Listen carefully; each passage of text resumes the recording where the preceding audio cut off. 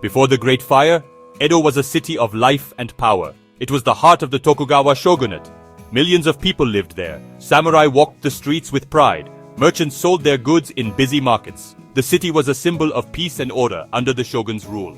The buildings were made mostly of wood and paper. This was our way. We built our homes with materials from the earth. But this also made the city vulnerable. It was a city of beauty, a city of culture. But it was also a city waiting for a single spark to change everything forever. No one knew that a terrible fate was coming soon. The winter of 1657 had been very dry. For many weeks, no rain had fallen on Edo. The wind, a strong northwesterly gale, blew hard across the plains. This wind was called the cataclysm, the empty wind. It dried the wooden houses and the thatched roofs, making them like tinder. The people of Edo were used to fires. Small fires happened often, but they were not prepared for what was about to happen. The city was crowded. Houses were built very close to each other. Narrow streets twisted and turned like a maze. This was the stage set for a great tragedy, a story that would be told for generations.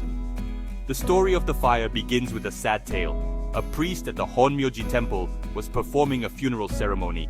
The ceremony was for a young girl who had died. It was custom to burn the girl's kimono, a beautiful long-sleeved garment called a furisode. As the priest placed the kimono into the ceremonial fire, a sudden powerful gust of wind swept through the temple grounds. It caught the burning sleeve and lifted it high into the air. The flaming piece of cloth danced on the wind, a terrible omen. It flew over the temple walls and landed on a nearby wooden house, which instantly caught fire. This was the small beginning of a very great disaster. The date was the 18th day of the first month in the third year of the Meireki era. This corresponds to March 2nd, 1657 in the Western calendar. From that single unlucky spark at the temple in the Hongo district, the fire began its relentless march. The strong winds fanned the flames, pushing them south and east. The fire did not just burn, it roared. It leaped from one wooden rooftop to the next with terrifying speed. The people who saw it start could never have imagined the destruction it would cause. The Great Fire of Meireki had begun, and it would not stop until it had consumed the very soul of Edo. The fire spread with a speed that no one could believe. The strong, dry wind was its greatest ally. It carried embers and burning debris far ahead of the main blaze, starting new fires in distant parts of the city. The wooden and paper construction of the homes was like fuel, feeding the fire's hunger. The city was a tinderbox, and the wind was the breath that gave the fire life. The flames grew into a massive wall of fire, a phenomenon later called a firestorm. It created its own wind, pulling in air and becoming even stronger. The sky turned a dark, angry orange, and black smoke choked the air, making it hard to see and breathe. The city's design made everything much worse. Edo's streets were narrow and winding, with no open spaces to stop the fire's advance. When people tried to escape, these small lanes became death traps. They were crowded with panicked citizens, all trying to run at the same time. The fire moved faster than a person could run. It easily jumped over the small moats and canals that were supposed to act as fire breaks.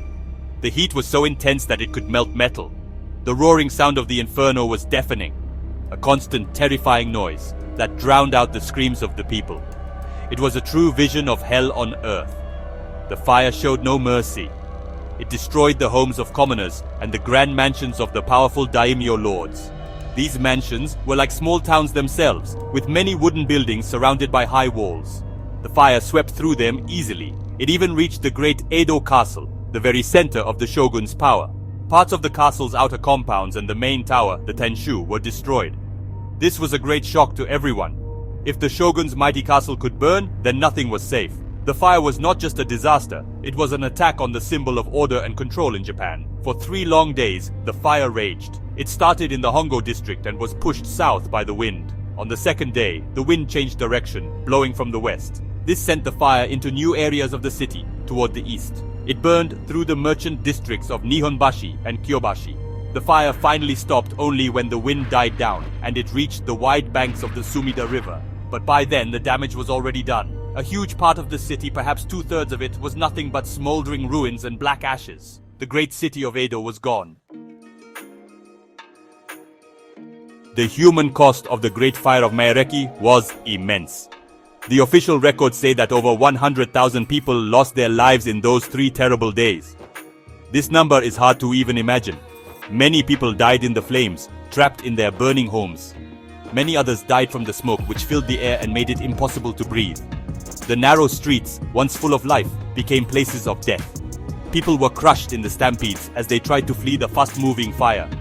They ran towards the city gates, but many gates were closed by the guards, following strict rules. This trapped thousands of people inside the burning city.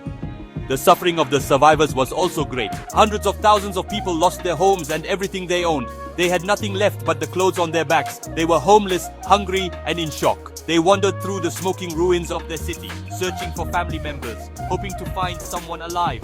The canals and rivers were filled with bodies. The bridges had collapsed or burned, making escape even harder. One of the most tragic stories is of the Ryogoku Bridge.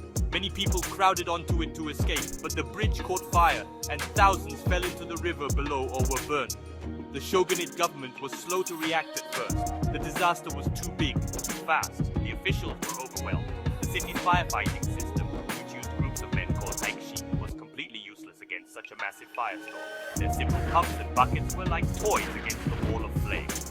However, after the first shock, the shogunate, led by the regent Hoshina Masayuki, began to organize a response. They had to act to prevent chaos and more suffering. Their first duty was to take care of the people and restore order to the broken city. The government opened its rice storehouse and gave food to homeless survivors. It was a very important step. It showed the people that the shogun's government was still in control and cared for them. The price of rice and other goods was fixed to stop merchants from taking advantage of the situation. The shogunate also provided materials and money to help people rebuild their homes and businesses. Daimyo from all over Japan were ordered to send aid. This massive relief effort was one of the largest in Japanese history. It was the first step in bringing Edo back from the dead. The aftermath of the fire was a scene of total devastation. But from these ashes, a new Edo would be born. The shogunate saw this as an opportunity. They did not just want to rebuild the old city. They wanted to build a better, safer city. Hoshina Masayuki led a massive urban planning project. The goal was to make sure a disaster like this could never happen again. The narrow, winding streets were a key reason the fire had spread so quickly. The new plan called for wider main roads. This would make it easier for people to escape and for firefighters to move. It would also create better fire breaks. One of the most important changes was the creation of open spaces. Before the fire, the city was too crowded. The new plan created large open areas called hyokechi, or fire prevention lands, at key points in the city. These empty spaces would act as barriers to stop a fire from spreading from one district to another. Some temples and daimyo mansions that were in the city center were moved to the outskirts. This helped to de-densify the most important areas. The government also encouraged the use of tile roofs instead of flammable thatch, especially for important buildings. This was expensive, but it was a necessary step for safety. The city's firefighting system was also completely changed. The old Haikshi system was not enough. The shogunate created a more organized and powerful force. These new firefighters were more professional and had better equipment. They had a clear command structure and were placed strategically throughout the city. The rebuilding of Edo Castle also showed a change in thinking. The great main tower, the Tenshu, was never rebuilt. It was a symbol of military power from a time of war. The shogunate decided that in an era of peace, it was more important to focus on the city's welfare and governance than on military symbols. The Great Fire of Meireki is a very important event in Japanese history. It was a terrible tragedy, but it was also a turning point. It forced Edo to transform and modernize. The fire taught the people and their leaders a hard lesson about the dangers of urban life. The rebuilding efforts created the basic layout of the city that would one day become modern Tokyo. The fire shows us the strength and resilience of the Japanese people. They faced destruction and death, but they did not give up.